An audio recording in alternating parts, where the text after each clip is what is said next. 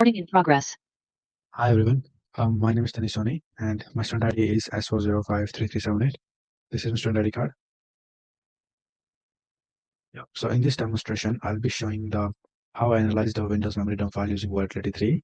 I'll go step by step through the commands I used in suspicious processes and potential malicious activities. So first of all is I used windows.info command. Of course, we are using the Volatility 3, so there are some commands which are predefined in Volatility 3. So Windows, I'll just copy the command. And Windows command I've used to get the basic information of the file. So sorry, I forgot to go to the directory first, and then here you can see online exam is this one, and then in this the file is there. Yep. So as you can see, it tells us about the OS of the Windows, which is Windows 7 SP1. It also tells about the architecture, which is just 64 bits. It also tells about the number of processors, which was here. Yeah, the number of processors one. The system time also helps correlate other artifacts, so we can correlate with the other evidences, and then we can get more deeper insights on this if the time doesn't match the other evidences. And then the second command I use is pslist, which is basically to list all the processes, active processes. So after reviewing this, I found 3 processes kind of repeating and kind of suspicious. But after some digging, I've done my digging, so okay, we'll go step by step, it's fine. So I found this RT VLAN, RT services, this was repeated 716, 1712, and 1804. Whereas RT VLAN, as you can see here, 1796, here 1864 is repeated.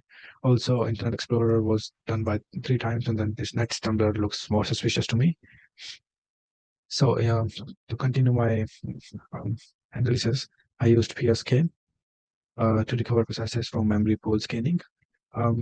So I just um, map both of the results together and see if some of the process is not there, then of course it's hidden or terminated process. But the list matches, so there are no hidden processes, which is a good sign. After this, I've used after this I've used PS3, so I can visualize the parent relationship between processes. For example, Explorer.ex spawned Internet Explorer, which is normal, but this helps me understand the hierarchy and whether something launched suspiciously. After that, the command I ran was a command and command. These commands in my assignment was run particularly for NetStumbler, for RT-VLAN, and for RTLS services, and for IE Internet Explorer services. But right now I'm just running a normal command commands just to give you the brief of what I have done. But in my document, I've run separately with using the PIDs dash PID, so I can get to know specifically about what is more malicious or possibly malicious, because they look suspicious to me. So I've done four of these: IE, RT-VLAN, RT services, and NetStumbler, which was somewhere here. Yep. Also from my findings, IE and NetStumbler were both started from legitimate paths and program files, which was accepted. So the NetStumbler itself can be used for network scanning, as you know, it's a tool for using the Wi-Fi network detections, but can be used for unauthorized activities as well. And in IE also, I found in malfind that it was more of making some processes. But so I'll go with step by step. So after that, I did DL list and handles for IE processes. I'll run both commands together, which will basically list all the dynamic libraries, and then after that, it will basically list all the handles. So after checking the loaded DLS and open handles of the Internet Explorer, I found that all the DLs were standard Microsoft libraries.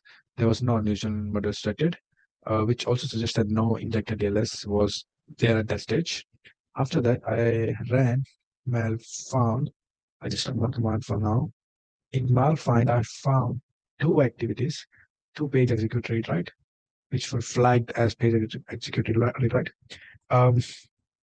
It was more of suspicious bad edges, both marked page executed, as you can see. After this, I ran bad info command to get more knowledge about the information of the VAD, which were flagged as page rewrite. Typically, it's indicators of injected or JIT code. Based on this, I have marked IE as more suspicious and possibly containing injected code.